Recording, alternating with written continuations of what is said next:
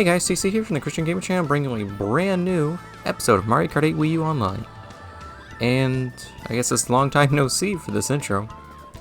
We're bringing it back again, as long as I can remember to do it. Anyways, today we'll be going through Wildwoods, Big Blue Super Bell Subway, and Wario Stadium.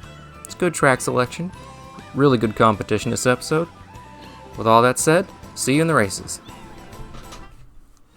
Here we are in Wildwoods. I don't mind this stage.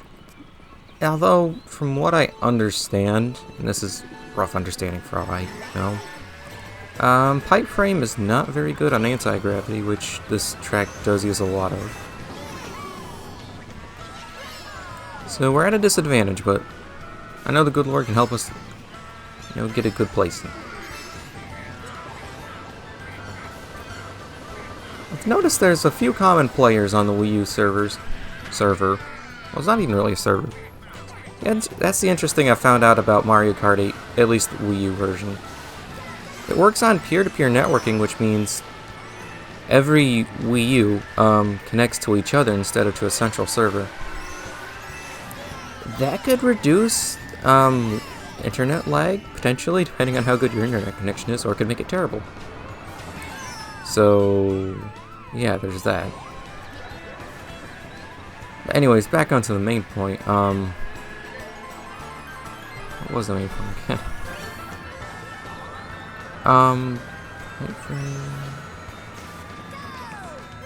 If I don't remember, it's... Oh, yeah. The players. There's one Swedish person that usually is on here that uses a Daisy in the Circuit Special with gold tires quite frequently. Very good player from what I can tell. You also have another one from Florida. I know it's not very specific. I can't remember what cart that person uses, but it's kind of interesting seeing like a main group on this. Then again, I'd imagine the Mario Kart 8 community for Wii is much more smaller compared to 8 Deluxes. But I mean, in a way, it kind of makes it feel like you're actually competing with a group instead of just random people. So that's kind of nice. Anyways, I goldened right off the tree, unfortunately. Poor driving skill on my part, I imagine. Hopefully we can at least beat out the pirate. Kind of fittingly, he's using a black and white Yoshi, kind of like the pirate flag is black and white. That's interesting. Looks like we're going to get a solid 5th place, which I can't really complain about. I think this is a full lobby. Can we beat out the Mexican guy, though? Yes, we did. But we did not beat the pirate, unfortunately.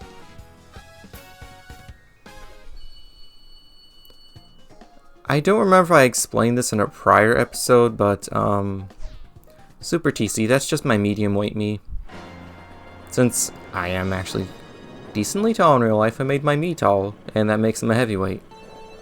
So I just made a super and small version like Mario has a super and small version to, get myself the weight class that I like for my character. I like Big Blue too. That's a total change of thought, I know, but Big Blue is a very nice looking track, I'll give it that. I don't care at all about the F-Zero franchise, but this track is really nice looking. Music's good too. Then again, you can say that about most Mario Kart 8 tracks, so they all, at least the original 48 plus DLC, look really amazing. The booster course pack is a whole other matter altogether. Got a good first place so far, and that red shell just disappeared for some reason. I'm not going to complain. I would really like to see this place as like an explorable map in something like Super Mario Sunshine or something along those lines. That'd be pretty interesting, I think. I'd say Odyssey, but I haven't really played too much of Odyssey. Let's just say I don't care for the capture mechanic all that much. The cappy movement itself is really fun, but the capture mechanic I don't personally care for. Mario hasn't really used too many power-ups in the 3D games outside of Land and World and the Galaxy games, which the Galaxy games are kind of in this weird spot between a 3D World and Sunshine of 64, in my opinion. I prefer the way Sunshine in 64 does it, more or less. That's just me. Anyways, I've managed to talk about everything but the F-Zero track. It's not necessarily a bad thing. That race went flying by really quick, to be fair. And that Morton keeps getting bumped. You guys just gonna keep bumping each other? Ooh, Super Bell. I think out of all the DLC tracks, this and Yoshi's Circuit from Double Dash are my favorites. I don't know why, I just really like Super Bell Subway. It's a very unique theme, in my opinion. Plus I gotta love all the signage. There's a lot of world building.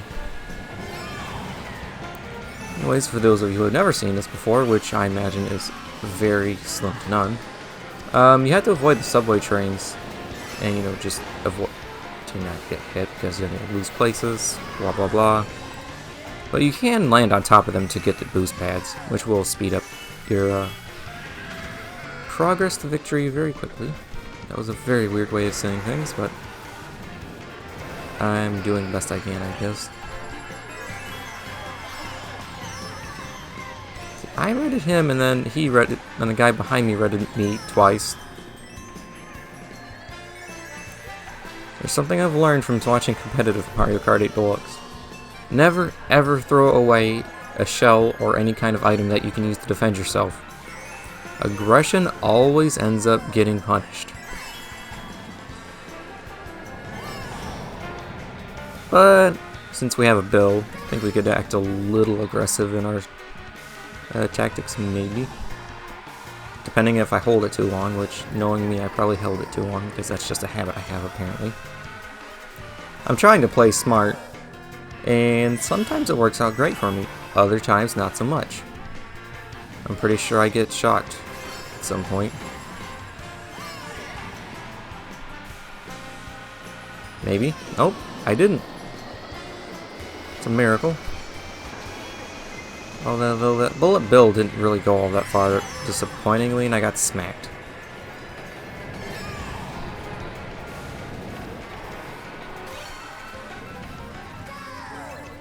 So in theory, this whole map takes place under Toad Harbor.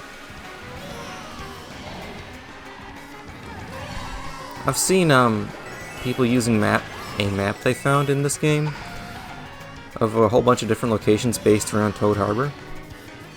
It's really interesting to look at, and Super Bell kind of connects all of it together. And it looks like I'm in a solid 6th place because I got smacked earlier. Well, that's not bad, and we just passed one of the maps that I was talking about. So that's kind of neat.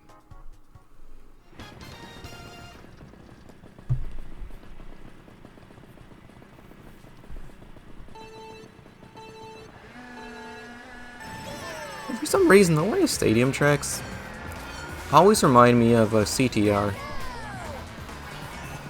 Tiny Coliseum specifically. This one especially does that for me.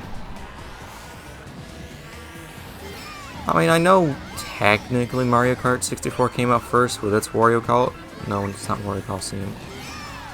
I forget the name of that track because I don't play 64 that much. But I know it had a dirt track stadium type thing before CTR did. As far as, you know, like arcade kart racer type games go.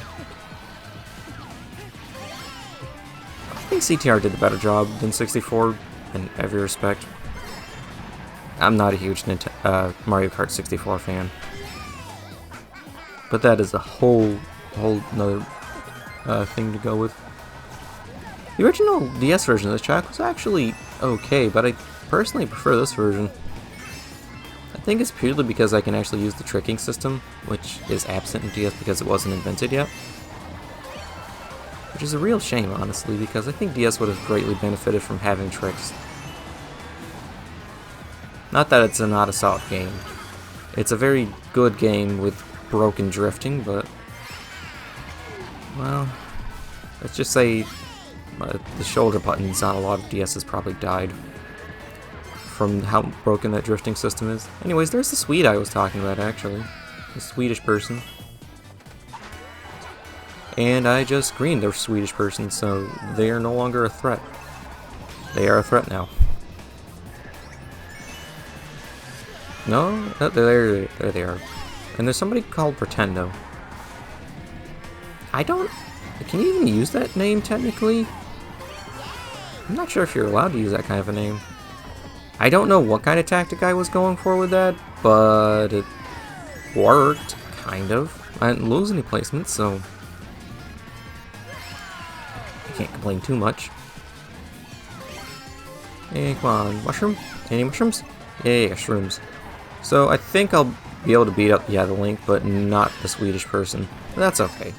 A good third is good. That was a weird way to put it, but anyways, thank you guys for watching this video. Remember, Christ is King and Jesus loves you. Bye.